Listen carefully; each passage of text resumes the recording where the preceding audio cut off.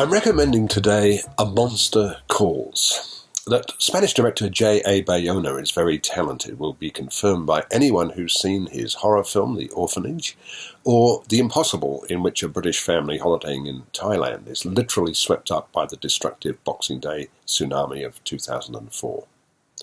His new film is, like its predecessors, a film about a family in crisis.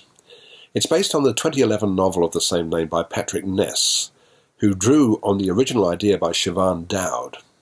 Dowd was terminally ill with breast cancer when she conceived the premise of a book about a child coping with the death of his mother, a premise artfully developed by Ness after her death, with illustrations by Jim Kay, whose concepts influenced the visual style of Bayona's film.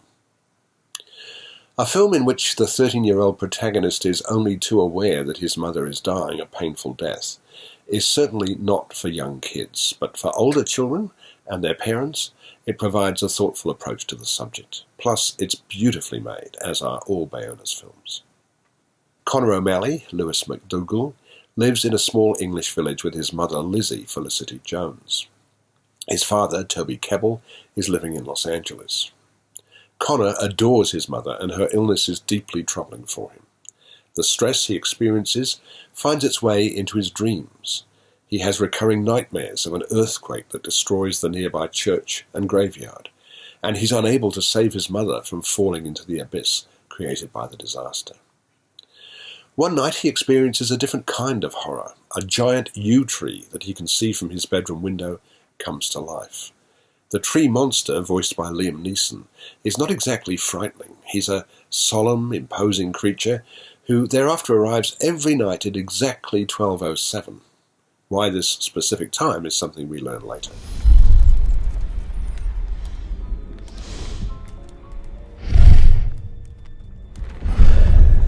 I have come to get you, Conor O'Malley. The tree monster promises to tell Conor 3 stories, after which Conor will tell one of his own.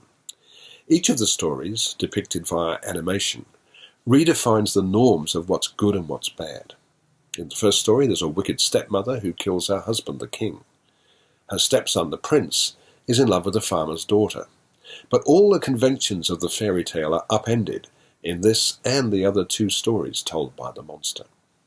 For this delicate and emotionally powerful film, Bayona appears to have fallen under the influence of one of the greatest films ever made in Spain, Victor Erice's The Spirit of the Beehive, made in 1973. That film too involved children frightened by a monster. Bayona uses special effects with great skill, but A Monster Calls is nothing like the effects-driven movies that fill our cinema screens these days. It's a small, almost delicate film that will richly reward those who connect with it. I'm giving it 4 stars.